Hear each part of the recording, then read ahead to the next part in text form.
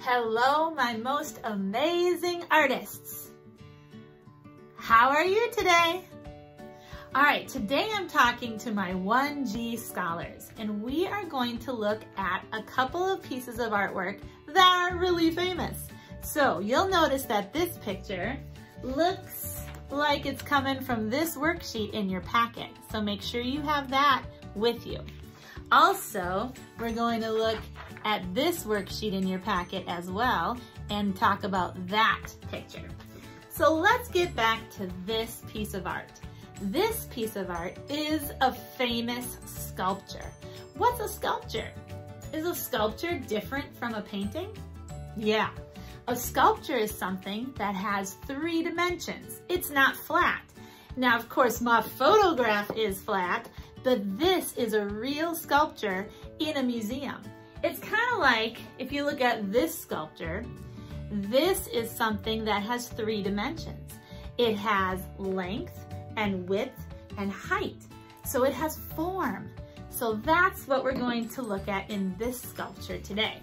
So take a look at that sculpture and please notice that it is a dancer. The title of this is called Little Dancer, aged 14, and the artist was named Edgar Degas. He made this about 100 years ago. Now this sculpture is one of my favorites because it has some amazing texture. So we're also going to talk a little bit about texture today. If you look closely at this, can you tell that Mr. Degas did not just use one type of material to make it? This has a couple different textures to it. The body is made out of a material called bronze, and the skirt is made out of a mixture of different cloths. And so if you were able to go and touch this actual sculpture, you would be able to tell that this part is smooth.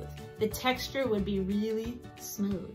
This part right here would be a whole different feel. It would feel like crunchy kind of fabric.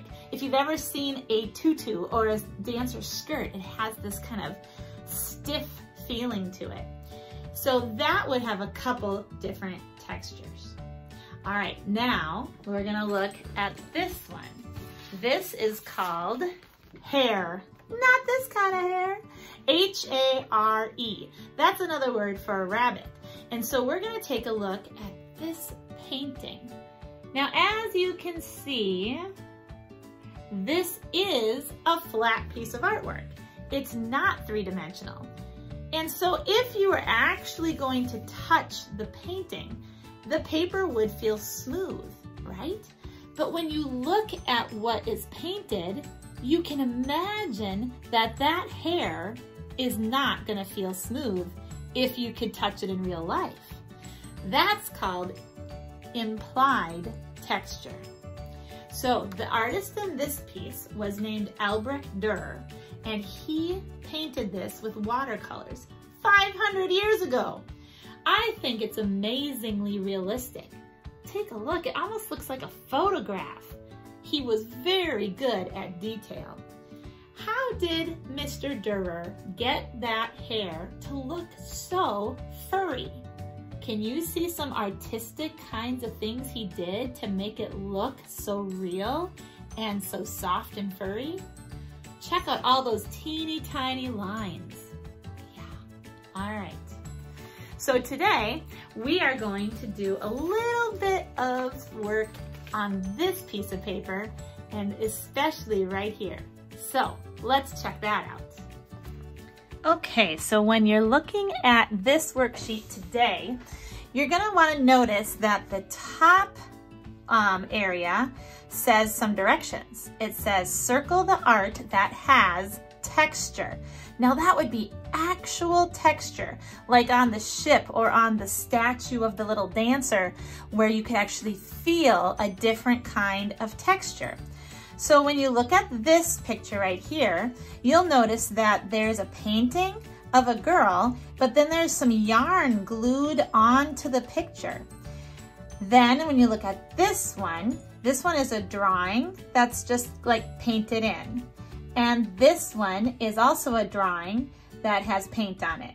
So only one of those has actual texture.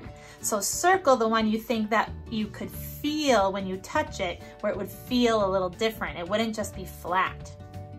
All right, number 2 says circle some materials that you could add to your art to give it texture. So if you were gonna make an art project and you added black marker to it, would that create texture? Not actual texture. There's yarn, and there's Play-Doh, and there's a crayon. So circle 2 of them that would add an actual texture to your artwork if you attached it.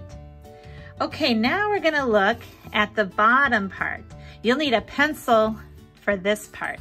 It says use a pencil and draw some lines to make this dog appear furry. So this one means that we're gonna make implied texture. It's not gonna actually feel furry, it's just gonna look furry.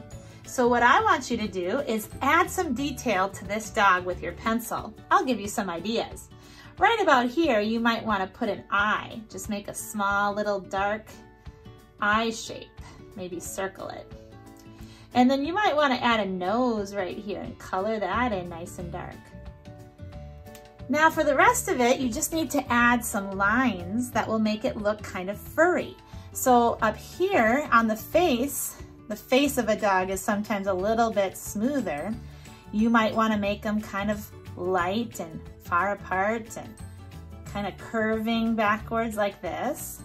But then on the part like his tail, that is usually a little bit furrier, a little bit hairier, you could make bigger, darker lines and put tons of them together like this to make it look really extra furry.